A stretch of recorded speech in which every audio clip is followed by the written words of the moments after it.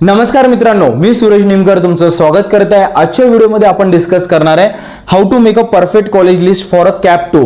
तर बेसिकली या व्हिडिओमध्ये आपण काही फंडामेंटल्स मध्ये डिस्कस करूया। सेकंड लास्ट मध्ये मी तुम्हाला काही ब्रह्मास्त्र सांगणार आहे जे भरपूर महत्त्वाचं आहे। आणि थर्ड द मोस्ट इम्पॉर्टंट मित्रांनो, मी समजू शकतो तुम्ही भरपूरशी व्हिडिओज बघितलेले आहे आणि कंटाळलेले सुद्धा आहे, पण डोंट वरी, या व्हिडिओमध्ये मी 3 पिलरच्या बेसिसवर तुम्हाला एक्सप्लेन करतोय। फर्स्ट, मी स्वतः पण 3 ते 5 व्हिडिओ गो थ्रू केलेले आहे। सेकंड, सगळ्यात महत्त्वाचं मी काही स्टुडंट्स सोबत डिस्कस केले ज्यांना कॉलेज मिळालेलं आहे, ज्यांना कॉलेज नाही मिळालेलं आहे। आणि third the most important, as a engineer मी माझा पण काही एक्सपिरियन्स याच्यामध्ये ऍड करणार आहे। प्रोसेस मधून मी पण गेलेलो आहे, त्यामुळे चला मित्रांनो वेळ न वाया घालवता फास्टली आपण डिस्कस करूया। 4 ते 5 मिनिटांमध्ये तुमचे सगळे कन्सेप्ट क्लिअर होऊन जाईल। आता याच्यामध्ये मी 2 सब टाइप डिवाइड करतो, हे लक्षात ठेवा। या 2 टाइपचे स्टुडंट्स आहे मित्रांनो, एक तर अलॉटमेंट झालेलं आहे तुम्हाला कॉलेज किंवा नॉट अलॉटमेंट झालेलं आहे। बघ, कॉलेज अलॉटमेंट झाले त्यांनी target for a better college करा, हा एक महत्त्वाचा मुद्दा आहे, हा लक्षात ठेवा तुम्ही माइंड मध्ये। आणि सेकंड, ज्यांना कॉलेज अलॉट झालेलं नाही त्यांनी एक फोकस करा बॅलन्स लिस्ट बनवण्याचा।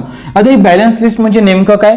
फर्स्टली तर तुम्ही तुमचे ड्रीम कॉलेजेस पण टाका, असं नाही की ड्रीम कॉलेजेस किंवा क्रश कॉलेजेस टाकणार नाही, ते पण टाका। सेकंड आहे रिअलिस्टिक कॉलेजेस टाका की जे कॉलेज मिळू शकतात। फॉर एक्झाम्पल मला 60% आहे, तुम्ही असे कॉलेजेस टाकाल जे रिअलिस्टिक आहे, जसं 70, 65 हे रिअलिस्टिक आहे, थोडं प्लस मायनस होऊन लागू पण शकतं एक्सेप्शन केस मध्ये। आणि थर्ड आहे सेफ कॉलेजेस। सेफ कॉलेजेस म्हणजे फॉर एक्झाम्पल माझे जर 60% आहे तर माझे पर्सेंटेज ग्रेटर आहे त्या कॉलेजेसच्या कट ऑफ पेक्षा, हे वाला एक क्रायटेरिया ज्याला मी सेफ कॉलेजेस म्हणेल। म्हणजे मी अशी पण कॉलेजेस टाकल ज्याचं पर्सेंटाईल 58% आहे किंवा 59% आहे किंवा 57 plus minus 2 to 3% plus minus 2 to 3 तुम्ही ठेवू शकतात, अशी कॉलेजेस म्हणजे सेफ कॉलेजेस। आलं लक्षात?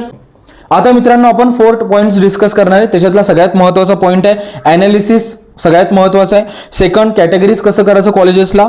थर्ड आहे प्रायोरिटीज कसं करायचं आपल्या प्रिफरन्सला। आणि फोर्थ, सगळ्यात महत्त्वाचं की पॉइंट्स किंवा टिप्स अँड ट्रिक्स, हे सुद्धा मी डिस्कस करणार आहे। स्टेप बाय स्टेप डिस्कस करूया, डोंट वरी। यातला फर्स्ट पॉइंट आहे मित्रांनो ॲनालिसिस।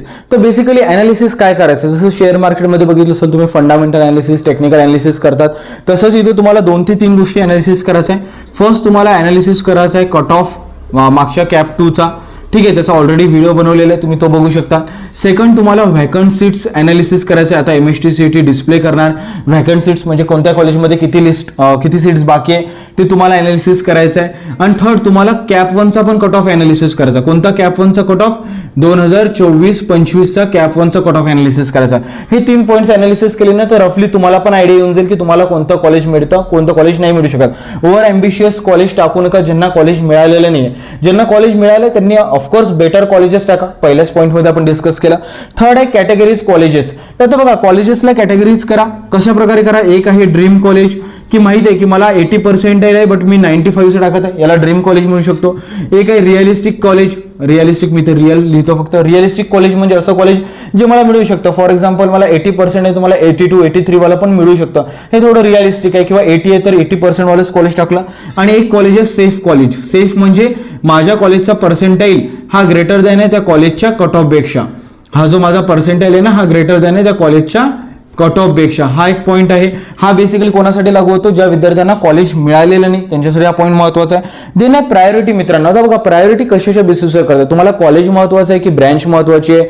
ब्रँच बघा 40 वर्ष आपल्यासोबत राहणार आहे, कॉलेज आपल्यासाठी 4 वर्ष सोबत राहणार आहे, बट याच्यामध्ये डिसिजन जे आहे नाही तुमचं आहे, त्याच्यासाठी तुम्हाला एक इथे व्हिडिओ दिसत असेल तो व्हिडिओ नक्की बघा, मी डिस्क्रिप्शन बॉक्समध्ये पण लिंक टाकतो, त्याच्यामध्ये मी डिटेलमध्ये डिस्कस केलेला आहे। तर प्रायोरिटीज युअर प्रेफरन्स म्हणजे तुम्हाला ब्रँच मॅटर करतं का, ब्रँच मॅटर मिळतं का, कॉलेज मॅटर करतं का, हे तुम्ही फाइंड आउट करा।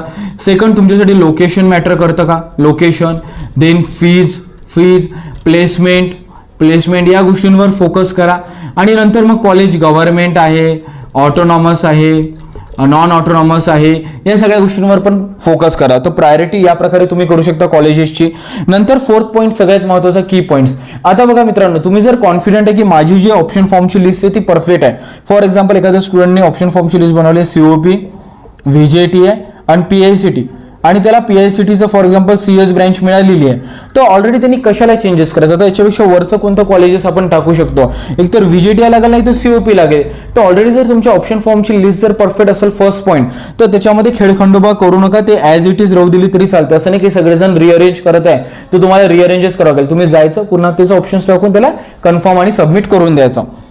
हा फर्स्ट आहे सेकंड एक सगळ्यात महत्त्वाचं TFWच्या स्टुडंट बद्दल बोलूया आपण. आता TFWचे स्टुडंट्स म्हणणार सर आता मग घरचे म्हणत आहे की TFWS लागलं फीज वाचतं घेऊ की नाही. बघा तुमचा फायनान्शियल कन्सर्न असेल तर TFWS जर तुम्हाला कॉलेज लागलाय तर त्याच्या वरचे पण जे कॉलेजेस टाकणार ते TFWS साठीच टाका. First point.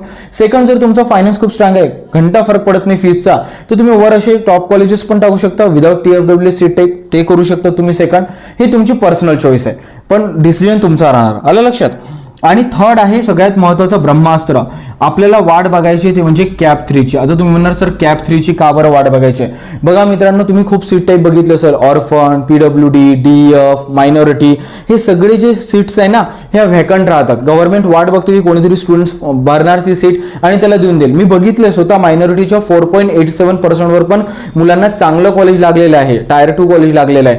का बरं कारण त्यांनी मायनॉरिटीमधून अप्लाय केलं होतं. बट या सीट्स लिमिटेड असतात त्याच्यामुळे या सीट्स व्हॅकंट राहतात. मग शेवटी कॅप 3 मध्ये काय होतात या सगळ्या सीट्स कन्वर्ट होऊन जातात जी ओपन टाईप मध्ये आणि तुम्हाला ते कॉलेज लागण्याचे पूर्ण चान्सेस राहतात.